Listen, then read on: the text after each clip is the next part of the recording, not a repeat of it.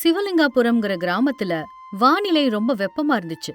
அதுக்காகவே அந்த ஊர் மக்கள் அவங்களோட வீட்டுக்கு முன்னாடி பனை ஓலையால பந்தல்கள் அமைச்சிருந்தாங்க. வீட்டு மேற்கூரைகளையும் பனை ஓலைகளாலேயே பண்ணிருந்தாங்க. பனை ஓலை மேற்கூரை கொண்ட வீடு வெப்பம் குறைஞ்சு குளிர்ச்சியா இருக்கும். அதே ஊர்ல ராமையா, கோபண்ணா, நாகையான்னு 3 நண்பர்கள் ஒரு குழுவா சேர்ந்து ஊர்ல பனை ஓலை வீடுகளையும் பந்தல்களையும் அமைக்கிற தொழில பண்ணிட்டு இருந்தாங்க. இவங்க கட்டுற பனை ஓலை வீடுகள் நீண்ட காலம் உறுதியாவும், எவ்ளோ பெரிய புயல் காத்து வீசினாலும் அசையாமலும் இருக்கும்னு ஊர் மக்கள் உறுதியா நம்பினாங்க. இந்த 3 நண்பர்களுக்கும் பனை ஓலை வீடுகள் அப்புறம் பந்தல்கள் அமைக்கிறது தான் வாழ்வாதாரம். கோபண்ணா எவ்ளோ பெரிய பனைமரமானாலும் லாவகமா ஏறி மேற்கூரைக்கு தேவையான சரியான ஓலைகளை தேர்ந்தெடுத்து வெட்டுவாரு. அந்த ஓலைகளை ரொம்ப சாமர்த்தியமா பின்னி வீட்டு மேற்கூரையை அமைக்கிறதுல ராமையா வல்லவர். பனை ஓலைகள்ல இருக்கிற முள் பகுதிய சரியான நேரத்துல நீக்கிறதுல நாகையா கை தேர்ந்தவர். இவங்க 3 பேரும் ரொம்ப திறமையோட பனை ஓலைகளை கொண்டு வீடுகளை கட்டினாங்க. அது மட்டும் இல்லாம ஊர்ல என்ன சுப காரியங்கள் நடந்தாலும் அங்க பனை ஓலை பந்தல் அமைக்கிறது இவங்க தான். இவங்க கையினால பந்தல் அமைச்சு சுப காரியம் நடத்தினா எந்த தடங்களும் வராதுன்னு ஊர் மக்கள் நம்பினாங்க.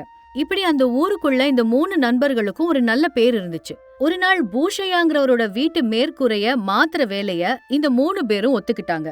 கோபண்ணா, நாளைக்கு பூஷணம் வீட்டு மேற்கூரைய சரி பண்ணணும்ல, அதுக்கு தேவையான பனை ஓலையெல்லாம் இன்னைக்கே எந்த மரத்துல போய் எடுக்கலான்னு பாத்துட்டு வருவோம். வாப்பா போலாம். ஆமாப்பா, அவங்க வீட்டு மேற்கூரை ரொம்ப ரொம்ப பெருசு, நிறைய ஓலைகள் தேவைப்படும்.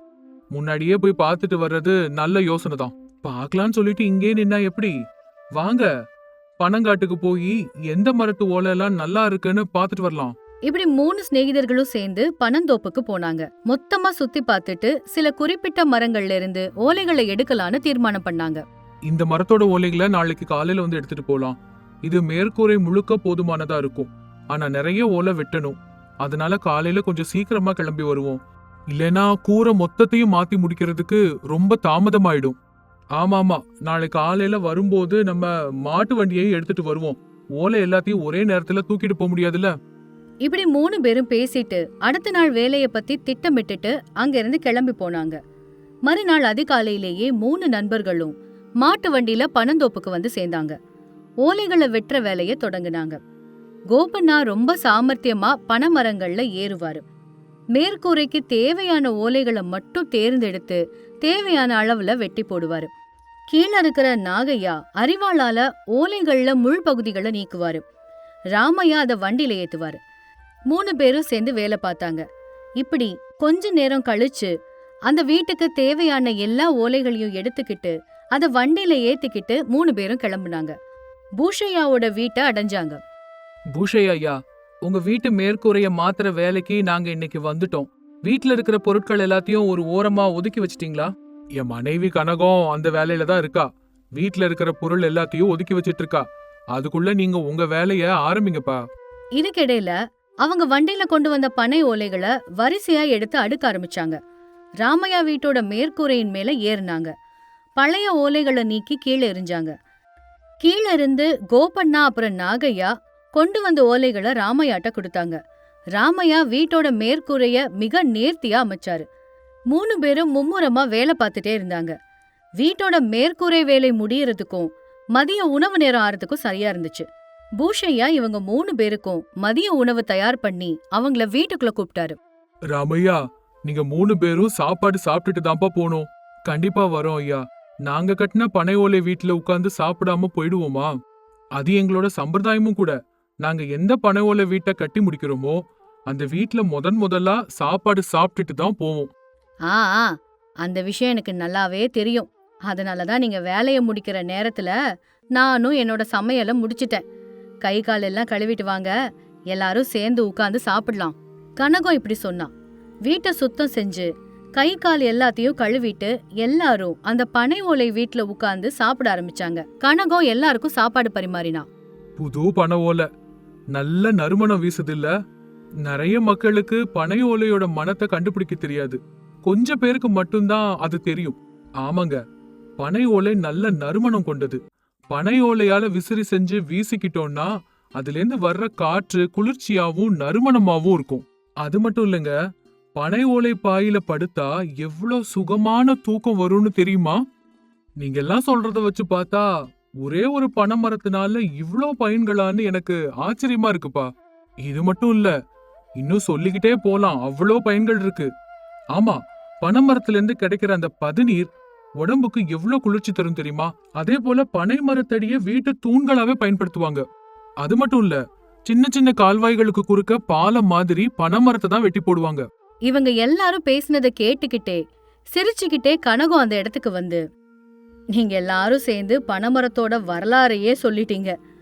பனைமரத்துக்கே தனக்கு இவ்ளோ பயன்கள் இருக்குன்னு தெரியுமோ என்னவோ, எனக்கு தெரியல. இப்படி சொல்லவும் எல்லாரும் மகிழ்ச்சியோட சிரிச்சாங்க. உணவு முடிஞ்சதுக்கு அப்புறமா அவங்க கிளம்பி போனாங்க.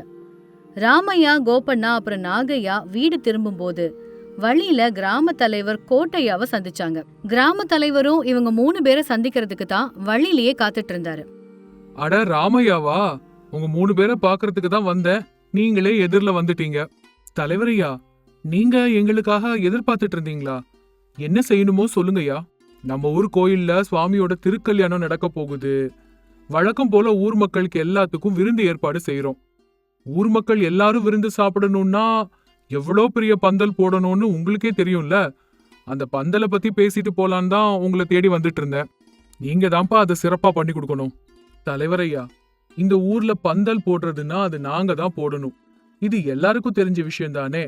அதுவும் சுவாமி திருக்கல்யாணம்னு சொல்லிட்டீங்க. ஒவ்வொரு வருஷத்தை விடவும் இந்த முறை இன்னும் சிறப்பா பந்தல் அமைச்சு கொடுக்கறது எங்க கடமை. உங்க திறமை எனக்கு தெரியாதாப்பா? அதனாலதான் இந்த வேலைய உங்ககிட்டயே ஒப்படைக்கிறேன். இந்த தடவை பக்கத்து ஊர்ல இருந்து சுவாமி கல்யாணத்தை பாக்குறதுக்கு மக்கள் எல்லாரும் வராங்களாம். அதனால கோவிலுக்கு பக்கத்துல தொடங்கி தெரு இறுதி வரைக்கும் நல்ல பனை ஓலை பந்தல் அமைக்கணும். யாரும் வெயில்ல நிக்காத மாதிரி ஏற்பாடு பண்ணுங்க. யாருக்கும் எந்த அசௌகரியமும் இல்லாம எல்லாருக்கும் இடம் இருக்கிற மாதிரி பாத்துக்கோங்க. கோட்டை ஐயா, எங்களை நம்பி சொல்லிருக்கீங்க. சுவாமி கல்யாணங்கிறது ஊரோட பெரிய திருவிழான்னு எங்களுக்கு தெரியாதா? அது நம்ம ஊரோட கௌரவ பிரச்சனை கூட.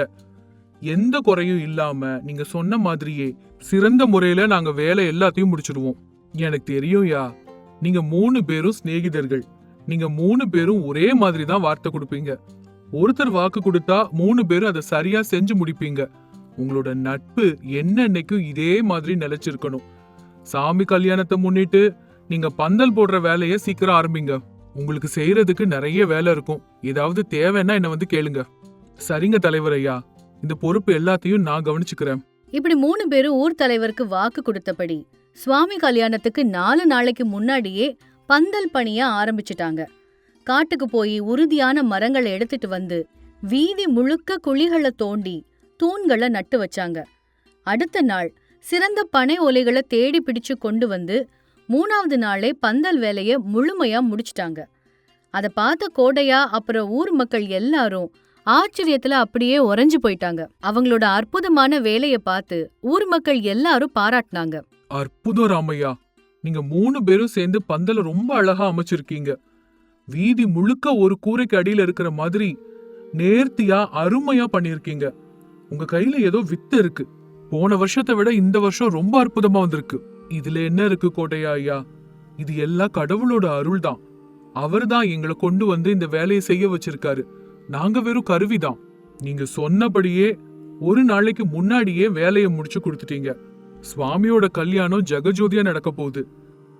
நாளைக்கு நீங்க எல்லாரும் உங்க மனைவி குழந்தைங்களை கூப்பிட்டுக்கிட்டு சுவாமியோட கல்யாணத்துக்கு குடும்பமா வந்து சாப்பிட வரணும். கண்டிப்பா ஐயா, இது நம்ம ஊர் திருவிழா. எல்லாரும் சேர்ந்து சிறப்பா கொண்டாடலாம். இப்படி சொல்லிட்டு எல்லாரும் வெளியில போயிட்டாங்க. மறுநாள் சுவாமி கல்யாணத்துக்கு ஊர் மக்களோட சுற்றுப்புற கிராமத்துல இருந்து மக்கள் கூட்டமா வந்தாங்க. பந்தலோட குழுமையை உணர்ந்த மக்கள் அதை அமைச்ச அந்த 3 நண்பர்களை பத்தி வியந்து பேசிக்கிட்டு இருந்தாங்க. ராமையா, கோபண்ணா, நாகையா அமைச்ச அந்த பந்தலை பத்தி ஊர் முழுக்க எல்லாரும் வியந்து பேசிட்டு இருந்தாங்க. பாத்தியா மதனி, சிவலிங்காபுரம் மக்கள் சுவாமி கல்யாணத்தை எவ்வளவு சிறப்பா நடத்துறாங்க. இத்தனை பேருக்கும் வெயில் படாம இருக்க ஊர் முழுக்க பனை ஓலை பந்தல் அமைச்சிருக்காங்கன்னா பாரு. பந்தல் பாக்குறதுக்கே எவ்வளவு அழகா இருக்கு. ஆமா ஆமா, வெளியில வெயில் கொளுத்துது. ஆனா இந்த ஓலை பந்தலுக்கு அடியில எவ்வளவு குளுமையா இருக்கு. இங்க உட்கார்ந்து சாப்பாடு சாப்பிட்டோம்னா வெளியில இருக்கிற வெயில் கொஞ்சம் கூட தெரியவே இல்ல. இவங்க பேசிட்டு இருந்ததை கேட்டு கோட்டையா அங்க வந்து, இது எல்லாத்தையும் செய்யறதுக்கு எங்க ஊர்ல 3 சிறந்த நண்பர்கள் இருக்காங்க. அவங்க ஒருத்தருக்கு ஒருத்தர் துணையா செயல்படுவாங்க. அவங்க உழைப்பால தான் இந்த ஊருக்கு இவ்ளோ பெரிய பேரும் புகழும் கிடைச்சிருக்கு.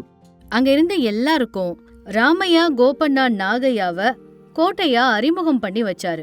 அங்க வந்த மக்கள் எல்லாருமே சுவாமி கல்யாணத்தை பார்த்து சந்தோஷப்பட்டு இந்த பந்தல் அமைச்சவங்கள பாராட்டிட்டு நிறைவா வீட்டுக்கு போனாங்க. சிவலிங்காபுரத்தை தாண்டி சுத்து பக்கத்து கிராமங்கள்ல கூட இவங்களோட திறமைய பத்தின செய்தி பரவுச்சு. அன்னையில இருந்து சுத்து பக்கத்துல இருக்கிற ஊர்ல இருந்து கூட பந்தல் மற்றும் கூரை வேலைகளுக்கு இவங்களையே எல்லாரும் கூப்பிட ஆரம்பிச்சாங்க. இவங்களோட பேரும் புகழும் வளர்ந்துச்சு.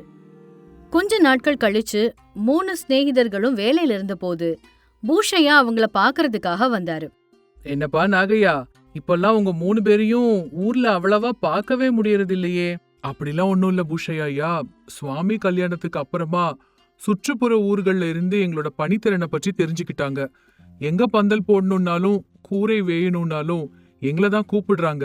அதனால எங்களுக்கும் கொஞ்சம் வேலை பளு அதிகமாயிடுச்சு. அதான் ஊருக்குள்ள வர முடியல. ரொம்ப நல்ல விஷயம். இந்த மாதிரி கூட நம்ம ஊரோட பேரு சுத்தி இருக்கிற இடங்களுக்கு எல்லாம் நல்லபடியா பரவுதே. ஆமாங்க ஐயா, நீங்க சொன்ன மாதிரி பனை ஓலை பந்தல்களோட சிறப்பை பத்தி, பனை மரத்தோட பயன்களை பத்தி மத்தவங்களுக்கு புரிய வச்சு அவங்களுக்கு எல்லாத்தையும் எடுத்து சொல்லி இந்த வேலையை செஞ்சுட்டு இருக்கோம். ரொம்ப நல்லதுப்பா, நல்லது. எல்லாருக்கும் எல்லாத்தையும் எடுத்து சொல்றது நல்லதுதான். ஆனா அப்பப்போ நம்ம ஊர்ல கூட கொஞ்சம் வந்துட்டு போங்க. இப்படி சொல்லிட்டு அங்க இருந்து போயிட்டாரு. அன்னையில இருந்து பனைமரத்தை பத்தியும் அதோட மேன்மைய பத்தியும் ஊர் ஊரா போய் எல்லாருக்கும் எடுத்து சொல்லி தங்களோட தொழில மன நிறைவோட அந்த 3 நண்பர்களும் செஞ்சு வந்தாங்க. ஒரு ஊர்ல மக்கள் விவசாயத்தையும் கைத்தொழிலையும் நம்பி வாழ்ந்து வந்தாங்க. அந்த ஆண்டு கோடைக்காலம் ரொம்ப கடுமையா இருந்துச்சு. முன்ன எப்பவும் இல்லாத வகையில சூரியன் நெருப்ப கக்கிக்கிட்டு இருந்துச்சு.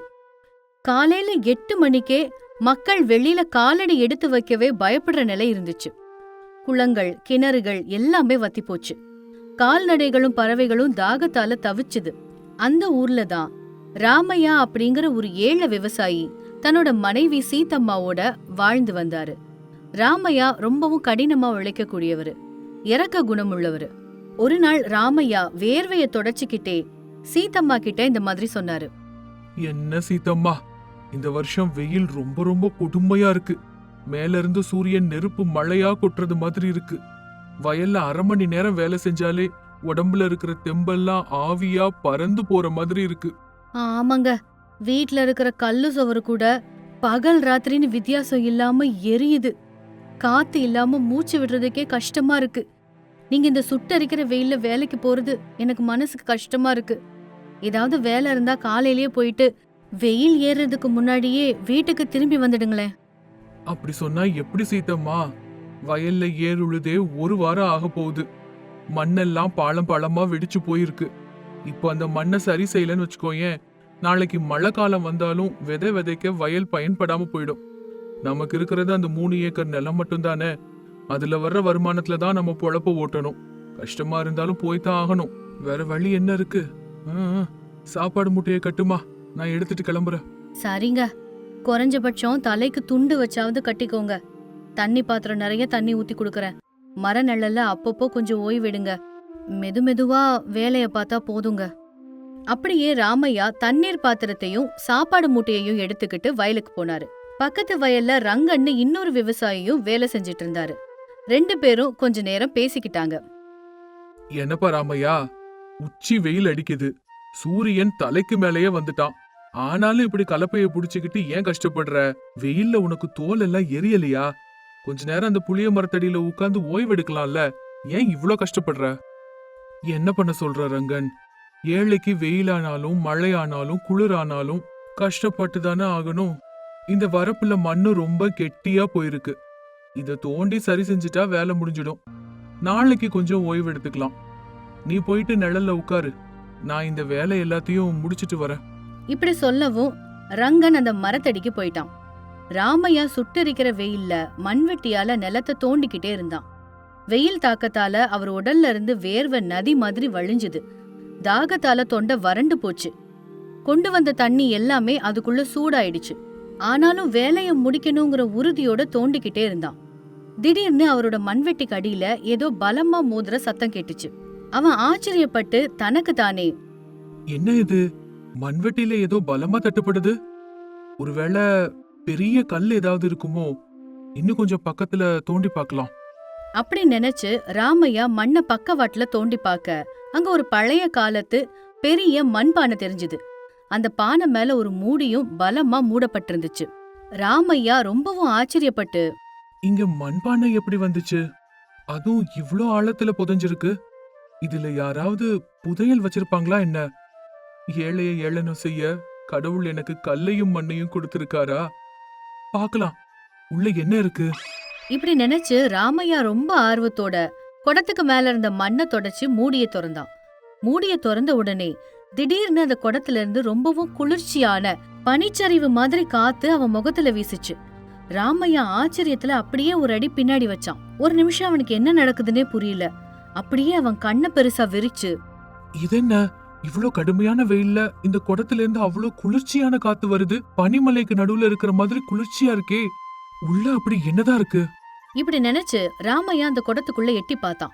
அவன் பார்த்த காட்சியில அவனோட கண்ணு நில குத்திடுச்சு. அந்த குடத்துக்குள்ள ஒரு சின்ன உலகம் இருந்துச்சு. அது ஒரு அற்புதமான பனி கிராமம். அந்த கிராமத்துல சின்ன சின்ன பனிமலைகள், பனியால மூடப்பட்ட மரங்கள், ஓடுற சின்ன நீரோடைகள் இருந்துச்சு.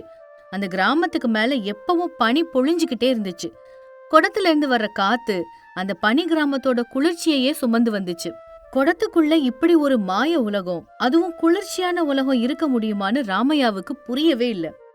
இது கடவுளோட மாயையா அல்லது இந்த வெயிலோட தாக்கத்துல என் கண்ணு என்னை ஏமாத்துதா? குடத்துக்குள்ள குளிர்ச்சியான ஒரு கிராமமா? என் முகத்துல படுற இந்த குளிர்ச்சியான காத்து என் களைப்பை எல்லாத்தையும் போக்கிடுச்சே. தாகம் கூட தீந்து போன மாதிரி இப்ப உணர்றேன். இது நிச்சயமா ஒரு மாய மண்பானைதான். கண்டிப்பா ஏதோ ஒரு அதிசயம்தான். இந்த வெயில்ல சீதம்மாவும் வீட்டுல புழுக்கத்தால தவிச்சுக்கிட்டு இருப்பா. இந்த குடத்தை வீட்டுக்கு எடுத்துட்டு போனா அவளும் அந்த குளிர்ச்சியை அனுபவிப்பாள்ல. இத பார்த்து நம்புவாளோ என்னவோ, ஆனா கண்டிப்பா இது எங்களோட வீட்டை குளிர்ச்சியாக்க போகுது. ராமையா அந்த மாய மண் குடத்தை பத்திரமா எடுத்துக்கிட்டு வீட்டுக்கு புறப்பட்டான். வீட்டுக்கு போனதும் சீதம்மா வேர்வையை தொடச்சுக்கிட்டு விசிறியால வீசிக்கிட்டே இருந்தா. புழுக்கம் தாங்காம தவிச்சுக்கிட்டு இருந்தா. சீதம்மா, ஏ சீதம்மா, இங்க வா, உனக்கு ஒரு அதிசயத்தை காட்ட போறேன். என்னங்க, வேலைய முடிக்காம பாதியிலே வந்துட்டீங்க? அப்புறம் கையில என்ன ஏதோ ஒரு பழைய மண்பானை வச்சிருக்கீங்க? எங்க கிடைச்சது? அதையெல்லாம் அப்புறமா சொல்றேன். முதல்ல இந்த குடத்துக்குள்ள எட்டி பாரு. மூடிய திறந்து உன் முகத்தை அதுக்கு பக்கத்துல வச்சு பாரு. சீதம்மா தயக்கத்தோடையே மூடிய திறந்து உள்ள பார்த்தா. உடனே குளிர்ச்சியான காத்து அவ முகத்தை தழுவுச்சு. வீட்ல இருந்த புழுக்கம் எல்லாம் நொடி பொழுதுல மறைஞ்சு வீடே குளிர்ச்சியா மாறுச்சு. சீதம்மாவுக்கு ஒரே ஆச்சரியமா இருந்துச்சு. அம்மாடி, என்னங்க இது? இவ்ளோ குளிர்ச்சியான காத்து எங்க இருந்து வருது? குடத்துக்குள்ள பார்த்தா ஏதோ பனிமூடிய கிராமம் தெரியுது. இது மாய குடமா? என் வாழ்க்கையில இவ்ளோ சுகத்தை நான் அனுபவிச்சதே இல்ல. இந்த கோடை காலத்துல இந்த குடம் நம்ம வீட்ல இருந்தா இனி நமக்கு எந்த கவலையும் இருக்காது. இதை யாருக்கும் தெரியாம நம்ம வீட்லயே ஒளிச்சு வச்சுக்கலாங்க. இனி எப்பவுமே நம்ம வீடு குளு குளுன்னு இருக்க போகுது. அப்படி சொல்லாத சீதம்மா. இந்த வெயிலால நம்ம எவ்வளவு கஷ்டப்படுறோமோ அதே மாதிரி தானே ஊர் மக்களும் கஷ்டப்படுறாங்க. நம்ம பக்கத்து வீட்டுல இருக்கிற சுப்பையா ரொம்ப வயசானவரு. வெயில் தாங்க முடியாம நேத்துல இருந்து எதுவுமே சாப்பிடாம படுக்கையிலே இருக்காரு. இந்த ஊர்ல இருக்கிற எல்லாரும் நம்மள மாதிரி விவசாயிங்க தான்.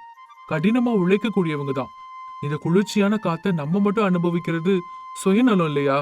இயற்கை நமக்கு கொடுத்த வரத்தை நம்ம எல்லார்கிட்டயும் சேர்ந்து பகிர்ந்துக்குவோம். எல்லாருக்கும் இது பயன்படட்டுமே. கரெக்ட் தாங்க, நீங்க சொல்றது உண்மைதான். இந்த புழுக்கத்துல என் புத்தி கெட்டு போய் அப்படி சுயநலமா யோசிச்சுட்டேன். சுத்தி இருக்கிற எல்லாரையும் கூட்டிட்டு வாங்குங்க. எல்லாரும் சேர்ந்து இந்த குடத்தை சுத்தி நம்ம உட்காந்துக்கலாம். ராமையாவும் உடனே போய் பக்கத்து வீட்டுல இருக்கிறவங்க, அவனோட நண்பன் ரங்கன் எல்லாரையும் கூட்டிட்டு வந்தான். பெரியவர் சுப்பையாவையும் கூட்டிட்டு வந்தான். எல்லாரும் ராமையாவோட வீட்டு முற்றத்துல உட்கார்ந்து இருந்தாங்க. ராமையா குடத்தோட மூடிய திறந்து நடுவுல வச்சான். எல்லாரும் அதை பார்த்தாங்க. சுப்பையாங்கிற பெரியவர், ராமையா, வெயில்ல என்னோட உயிரே போயிடும் போல இருக்குப்பா. ஏதோ அதிசயத்தை காட்டுறேன்னு கூட்டிட்டு வந்தியே, அது என்ன அதிசயம் சொல்லு. சுப்பையா ஐயா, இந்த குடத்தை சுத்தி உட்காருங்க, உங்களுக்கே விஷயம் புரியும். அப்படி சொன்னதும் எல்லாரும் குடத்தை சுத்தி உட்கார்ந்தாங்க. குடத்துல இருந்து குளிர்ச்சியான பனி கலந்த நறுமணம் மிக்க காற்று வீச ஆரம்பிச்சது. எல்லாரோட முகத்திலயும் விவரிக்க முடியாத மகிழ்ச்சி தெரிஞ்சது. அவங்களோட சோர்வும் புழுக்கமும் மறைஞ்சு போச்சு. அப்போ ஒரு அதிசயம் நடந்துச்சு. அந்த குளிர்ந்த காத்தை எத்தனை பேர் அனுபவிக்கிறாங்களோ அத்தனை பெருசா அந்த குடம் மாற ஆரம்பிச்சுது. 10 பேர் உட்கார்ந்ததும் அந்த குடம் ஒரு பெரிய மண் கொப்பரையா மாறுச்சு. அந்த இடமே மலைப்பிரதேசம் மாதிரி குளிர்ச்சியா மாறிடுச்சு. கண்ணு முன்னாடி நடந்த அதிசயத்தை மக்களாலேயே நம்ப முடியாம பார்த்தாங்க. ராமையா, என்ன இது? நம்ம அனுபவிக்க இந்த குடத்தோட அளவு பெருசாயிட்டே போகுது. இதுல இருந்து வர குளிர்ச்சியான காத்து இன்னும் அதிகமாகுது. இது நம்ம ஊருக்கு கிடைச்ச வரம்பா, பெரிய வரம். ஆமா ரங்கன், இந்த மாய குடத்தோட குணம் அதுதான் போல இருக்கு. நம்ம இந்த குளிர்ச்சிய பிறருக்கு பகிர பகிர அது தன்னோட அளவை வளர்த்துக்கிட்டு மகிழ்ச்சிய ரெட்டிப்பா நமக்கு தருது. இந்த கோடை காலம் முடிகிற வரைக்கும் மத்தியான நேரத்துல ஊர் மக்கள் எல்லாரும் இங்க வந்துடுங்க. இங்க வந்து நம்ம நிம்மதியா ஓய்வெடுக்கலாம். இந்த செய்தி ஊர் முழுக்க பரவுச்சு. தினமும் மதியானம் கிராம மக்கள் எல்லாரும் ராமையாவோட வீட்டுக்கு வந்து அந்த மாய குடத்தோட குளிர்ச்சியில காத்து வாங்கி ஓய்வு எடுத்துட்டு போனாங்க. எத்தனை பேர் வந்தாலும் குடம் அத்தனை விசாலமா மாறி எல்லாருக்கும் குளிர்ச்சிய பகிர்ந்து கொடுத்துச்சு. ஊர்ல யாருக்கும் வெயிலோட கொடுமை ஏற்படவே இல்ல. எல்லாரும் சந்தோஷமா இருந்தாங்க. ஆனா இந்த விஷயம் ஊர்ல வசிக்கிற வீரபத்ரங்கிற பேராசக்காரனான பணக்காரனுக்கு தெரிஞ்சது. அவன் யாருக்கும் ஒரு சொட்டு தண்ணி கூட தராத சுயநலவாதி. பெரிய பண்ணையாருங்கிற கர்வமும் உண்டு. விஷயம் தெரிஞ்சதுக்கு அப்புறம் வீரபத்ரன் அவனோட வேலைக்காரன்ட்ட, ஏண்டா, அந்த ஏழை ராமையாவோட வீட்டுல ஏதோ மாய குடம் இருக்காமே, ஊரே அங்க கிடக்கிறதா தான் எல்லாரும் பேசிக்கிறாங்க. அது உண்மையா? ஆமாங்கய்யா, அந்த குடத்துல இருந்து பனி மாதிரி குளிர்ச்சியான காத்து வருதுன்னு சொல்றாங்க. எத்தனை பேர் உட்கார்ந்தாலும் அந்த குடம் பெருசா மாறுதான். நம்ம ஊர் மக்கள் எல்லாரும் இந்த கொளுத்துற வெயிலோட தாக்கத்துல இருந்து அந்த குடத்தால தான் பொழைக்கிறாங்க. என்னது, ஒரு ஏழையோட வீட்டுல இவ்வளவு அற்புதமான பொருள் இருக்கிறதா? இந்த ஊரோட பெரிய பண்ணையார் நான். என் வீட்டுல ராத்திரி பகல்னு பார்க்காம புழுக்கத்தால நான் திணறிக்கிட்டு இருக்கேன். ஆனா அந்த பிச்சைக்காரன் மட்டும் குளிர்ச்சியா காத்து வாங்கி அனுபவிக்கிறாங்களா? அந்த குடம் அவங்கிட்ட இருக்க கூடாது. அது என் வீட்டுல இருந்துச்சுன்னா என் படுக்கறை எப்பவும் பனி பொழியிற மாதிரி குளிர்ச்சியா இருக்கும். ஒரு பண்ணையாரோட வீட்டுல அந்த பொருள் இருந்தாதான் அந்த பொருளுக்கும் மதிப்பு. என்ன ஆனாலும் சரி, அந்த குடத்தை எப்படியாவது நான் இங்க கொண்டு வருவேன். அப்படி நினைச்சுக்கிட்டு தன்னோட சுயநலத்தால வீரபத்ரம் ஒரு திட்டம் தீட்டுனான். அன்னைக்கு ராத்திரி எல்லாரும் ஆழ்ந்த உறக்கத்துல இருந்த போது வீரபத்ரம் ரகசியமா ராமையாவோட வீட்டுக்கு போனான். அப்போ அந்த குடம் 100 பேருக்கு காத்த தர்ற அளவுக்கு பெருசா இருந்துச்சு. வீரபத்ரம் ரொம்பவும் கஷ்டப்பட்டு அந்த குடத்தோட மூடிய மூடுனான். மூடிய மூடின உடனேயே அந்த குடம் மறுபடியும் பழைய நிலைக்கு சுருங்கிடுச்சு. அதை தூக்கிக்கிட்டு வீரபத்ரம் தன்னோட வீட்டுக்கு வந்துட்டான். அவரோட மாளிகையில கொண்டு வந்து வச்சாரு. இப்போ தனக்கு தானே சிரிச்சுக்கிட்டே, கிடைச்சிடுச்சு, அந்த மாய குடம் எனக்கு சொந்தம். அந்த குளிர்ச்சியான காத்த நான் ஒருத்த மட்டுமே அனுபவிப்பேன். அந்த ராமையாவும் ஊர் மக்களும் வெயில்ல கடந்து கருக வேண்டியதுதான். அப்படி நினைச்சு வீரபத்ரம் தன்னோட படுக்கை அறைக்கு போய் கதவு அப்புறம் ஜன்னல் எல்லாத்தையும் பலமா மூடிட்டான். யாருக்கும் அந்த காத்து போயிடக்கூடாதுன்னு காத்து வெளியேற சின்ன துவாரங்களை கூட அடைச்சிட்டான். அதுக்கப்புறம் அந்த குடத்தை தன்னோட படுக்கைக்கு பக்கத்துல வச்சு மூடிய திறந்தான். மூடிய திறந்த உடனே குளிர்ச்சியான காத்து வர ஆரம்பிச்சது. அந்த அறையில இருந்த புழுக்கம் எல்லாம் ஒரு நொடியில போயிடுச்சு. அப்பா, எவ்வளவு சுகமா இருக்கு! இந்த காத்து என் அறையிலேயே தான் இருக்கணும், என் உடம்புக்கு மட்டும்தான் படணும். ஆனா அந்த மாய குடத்தோட குணமே மத்தவங்களுக்கு பகிரும்போது மட்டும்தான் வளர்றது. வீரபத்ரம் அறை எல்லாத்தையும் மூடிட்டு யாருக்கும் தராம சுயநலமா ஒருத்தனே அனுபவிச்சதுனால குடத்துல மாற்றம் வர ஆரம்பிச்சது. குடத்துல இருந்த குளிர்ச்சியான காற்று நின்னு போய் வெப்பமான காத்து வர ஆரம்பிச்சது. அது மட்டும் இல்லாம அந்த குடம் கொஞ்சம் கொஞ்சமா சுருங்க ஆரம்பிச்சது. கொஞ்சம் கொஞ்சமா சுருங்கி ரொம்ப சின்னதாயிடுச்சு. வீரபத்ரம் பயந்து, என்ன இது, காத்து நின்னுடுச்சு, அதுவும் வெப்பமான காத்து வருது. குடம் என்னவோ கரைஞ்சுக்கிட்டு ரொம்ப சின்னதாவே போயிட்டு இருக்கு. என் குளிர்ச்சியான குடம் எங்க போச்சு? அப்படி நினைச்சு வீரபத்ரம் பதற்றத்தோட அந்த குடத்தை 2 கையினாலையும் பிடிக்க முயன்றான். ஆனா குடம் இன்னும் சுருங்கி அதுக்குள்ள அழுத்தம் அதிகமாகி திடீர்னு பெரிய சத்தத்தோட பட்டுன்னு வெடிச்சுது. குடம் உடைஞ்ச உடனேயே அதுக்குள்ள கைதியா இருந்த கொளுத்துற வெயில் மாதிரி பயங்கரமான வெப்ப காத்து வீரபத்ரனோட அறை முழுக்க பரவுச்சு. ஒரு நிமிஷம் அவர் திகைச்சு நின்னாரு. அவரால் அந்த வெப்பத்தை தாங்கவே முடியல. வீரபத்ரம் திணறிக்கிட்டே, ஐயோ சுடுதே, ஐயோ எரியுதே, கதவை திறங்க, கதவை திறந்து யாராவது என்ன காப்பாத்துங்க அப்படி சத்தம் போட்டாரு. வீரபத்ரம் கதவை திறக்க முயற்சி பண்ணான். ஆனா அவனா போட்ட பலமான தாழ்பாளால உடனே திறக்க முடியல. வெப்பம் தாங்க முடியாம மயங்கி விழுந்துட்டான். காலையில வேலைக்காரங்க வந்து கதவை உடைச்சு அவனை வெளியில எடுத்தாங்க. அதுக்குள்ள வெப்பத்தோட தாக்கத்தினால வீரபத்ரம் கடுமையா நோய்வாய்ப்பட்டான். அவனால படுக்கையை விட்டு எழுந்திருக்க கூட முடியல. இன்னொரு பக்கம் ராமையா தன்னோட குடம் காணாம போனதை தேடிக்கிட்டு கிராம மக்களோட வீரபத்ரத்தோட வீட்டுக்கே வந்துட்டான். அப்போ அவரோட வேலைக்கார ராமையாட்ட அழுதுட்டே, ஐயா ராமையா ஐயா, எங்களை மன்னிச்சிடுங்க. நேத்து எங்க முதலாளி பேராசைனால உங்க குடத்தை திருடிட்டு வந்துட்டாரு. அது அறைக்குள்ள வச்சு கதவை மூடிக்கிட்டாரு. அதனால அந்த குடம் உடைஞ்சு போய் பயங்கரமான வெப்ப காத்து வந்ததுல எங்க முதலாளி உயிருக்கு போராடிட்டு இருக்காரு. குடம் உடைஞ்சு வெறும் மண் துகள்கள் தான் கிடைச்சிருக்கு ஐயா, பாருங்க. இந்த வார்த்தையை கேட்ட ராமையாவும் கிராம மக்களும் அதிர்ச்சி அடைஞ்சாங்க. உடைஞ்சு போன குடத்தை துண்டு துண்டா பார்த்து ராமையா ரொம்ப வருத்தப்பட்டான். பாத்தீங்களா நண்பர்களே, இறைவன் நமக்கு கொடுத்த அந்த மாய குடத்தோட குணமே பிறருக்கு உதவுவதுதான். நாம அந்த குளிர்ச்சியை எத்தனை பேருக்கு பகிர்ந்தோமோ அது அத்தனை தூரம் விரிவடைஞ்சு நமக்கு ரெட்டிப்பு மகிழ்ச்சியை கொடுத்துச்சு. ஆனா வீரபத்ரம் தன்னோட சுயநலத்தினால அதை சிறைப்பிடிக்க நினைச்சாரு. இயற்கை எப்பவுமே சுயநலத்தை ஒரு நாளும் பொறுக்காது. இருக்கிறத வச்சுக்கிட்டு பிறருக்கு உதவி பண்ணுனா மகிழ்ச்சி பெருகும். அதே சுயநலத்தோட பதுக்கி வச்சோம்னா அது யாருக்கும் பயன்படாம நிச்சயமா அழிவுக்கு வழிவகுக்குங்கிறதுக்கு இந்த உடைஞ்சு போன குடம் தான் சாட்சி. உண்மைதான் ராமையா, நம்ம கிட்ட இருக்கிறத வச்சுக்கிட்டு மத்தவங்களுக்கு உதவணுங்கிற நற்குணம் தான் அந்த குடத்தை அத்தனை பெருசா மாத்துச்சு. இந்த சுயநலவாதியோட பேராசை அதை மொத்தமா இப்படி அழிச்சிடுச்சு. இருந்தாலும் நம்ம வருத்தப்பட தேவையில்லை. இத்தனை நாட்கள் அந்த குடம் நமக்கு செஞ்ச நன்மையே போதுமானது. இன்னும் ஒரு வாரத்துல எப்படியும் மழை வந்துடும். வீரபத்ரம் குணமடைஞ்ச பிறகு தன்னோட தவற உணர்ந்தான். சுயநலம் எவ்வளவு ஆபத்தானதுங்கிறத புரிஞ்சுக்கிட்டு தன்னோட சொத்தை ஏழைகளுக்கு உதவுவதற்காக பயன்படுத்தினான். ராமையா தன்னோட நற்குணத்தால ஊர் மக்கள் எல்லாருக்கும் முன்மாதிரியா இருந்தாரு. தன்னோட மனைவியோட மகிழ்ச்சியா வாழ்ந்து வந்தாரு. ராமையாவோட கதை மூலமா நம்ம தெரிஞ்சுக்கிட்ட நீதி என்னன்னா, இருக்கிறத எல்லாருக்கும் பகிர்ந்து கொடுத்தா ஆனந்தம் ரெட்டிப்பாகும். சுயநலமா வச்சுக்கிட்டா அழிவுதான் கொடுக்கும்.